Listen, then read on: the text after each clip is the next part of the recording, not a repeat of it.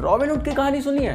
वही जो अमीरों से पैसे चोरी करके गरीबों में बांट देता है। अब रॉबिनहुड को गए हुए तो बहुत टाइम हो गया, लेकिन उसके चहेते जो यही सोच रखते हैं वो अभी भी हैं। अरे बेटा यहाँ में गलती का है, इतना कमा रहा है थोड़ा यहाँ भी बांट दे मैं। हाँ, यही रीजन कि मिडिल क्लास बहुत हैवीली टैक्स भरती है, क्योंकि रॉबिनहुड को आइडल माना हुआ है। जहाँ लोगों ने रॉबिनहुड को हीरो माना हुआ है, वहीं rich dad called him a crook. और सच्चाई ये है ना, रिच अमीर लोग टैक्स नहीं भरते, वो नहीं भरते। ये मिडिल क्लास और खासकर अपर मिडिल क्लास इनकम वाले ये टैक्स भरते हैं, हु पेज फॉर पुअर। लेकिन वो कैसे? पता चलेगा गेट आइडियाज के साथ।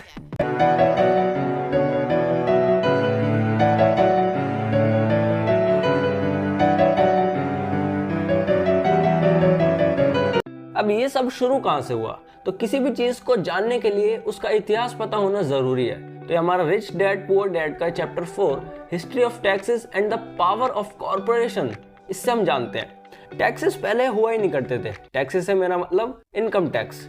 यूएस और इंग्लैंड की बात करूं तो पहले वो वॉर के लिए चिप इन करते थे। फिर अमीरों को पनिश करने के लिए मिडिल क्लास और लोअर क्लास ने दरख्वास्त करी कि यार इतने पैसा कमा रहे हैं, इन पर भी टैक्स लगाओ, ये टैक्स भरेंगे तो हमारे भी भला होगा। रॉबिनहुड वाली थिंकिंग। फिर इन पर बातचीत जारी होती है, लागू होती है, इन पर टैक्स लगता है। फिर अब सरकार का पेट तो भरने से था, तो बाकी लोगों पर भी टैक्स लगता है। बाकी लोग मतलब मिडिल क्लास और लोअर क्लास पर। फिर अमीर लोग तो बचकर निकल जाते हैं, रह जाते हैं मिडिल क्लास और लोअर क्लास। अब ये कैसे हुआ? कैसे अमीर लोग बचकर निकल गए और रह गए बाकी के लोग? तो देखो, rich people done it with corporations. The biggest secret of rich is corporations. Corporations you का होए करे। कॉर्पोरेशन कुछ नहीं, बस एक लीगल डॉक्यूमेंट। कोई बड़ी बिल्डिंग या बहुत सारे लोग नहीं, बस एक लीगल डॉक्यूमेंट जिसे नॉर्मल लोगों की तरह सारे फाइनेंशियल राइट और फ्रीडम मिलती है। तो बेटा यहाँ में फर्क ही क्या रहेगा? हाँ, लोगों में और ये कॉर्पोरेशन में क्या फर्क है? मैं भी तो वही कह रहा हूँ। ताऊ और काका और हमारे व्यूअर्स, एक बहुत बड़ा फर्क है।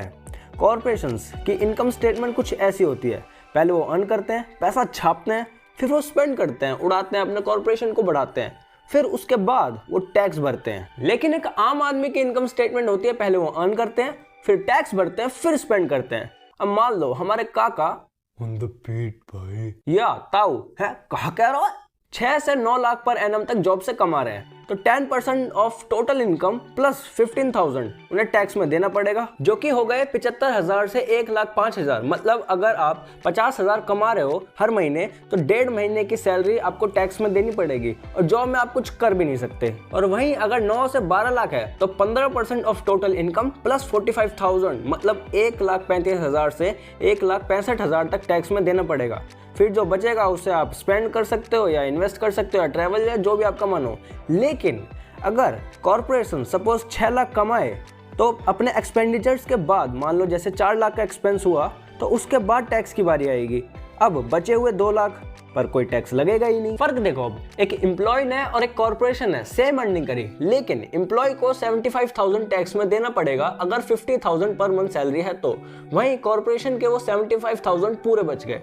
अब ये बस एक एग्जांपल था बेटर अंडरस्टैंडिंग के लिए, गेम्स तो करोड़ों में चलता है। अब ये फाइनेंशियल नॉलेज या कहूँ फाइनेंशियल IQ कि कैसे कब क्या चीजें काम करती हैं, इसके लिए 4 चीजें बहुत काम आती है।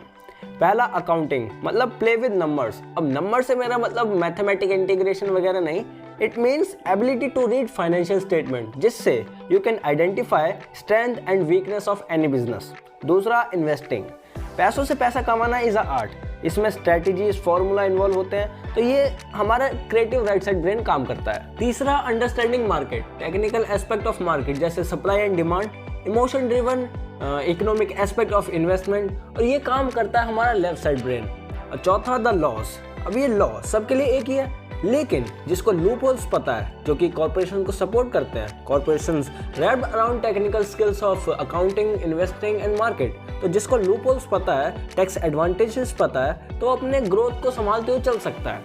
ठीक है, अब एक एम्प्लॉय और इन सारी स्किल्स के साथ इवन एक स्मॉल बिजनेस, इन दोनों के बीच फर्क ऐसा होता है, एक चल रहा है तो दूसरा उड़ रहा है। एंड रिमेंबर वन थिंग, हाँ बता बेटा, बहुत देर से इंतजार कर रहा हूँ। हर एक रुपया तुम्हारे एसेट कॉलम में तुम्हारा बहुत बड़ा एम्प्लॉय है, जो कि अपने बॉस मतलब तुम्हें बहुत काम करके और एम्प्लॉयज करके अपने बॉस को एक पोर्शे देगा, मतलब तुम्हें, और फिर एक पोर्शे मेरे लिए भी बुक कर देना, पोर्शे पैरानोवा ब्लू कलर।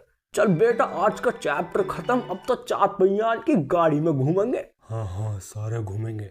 हाँ मैं तो जा रहा हूँ लेके, तुम अपना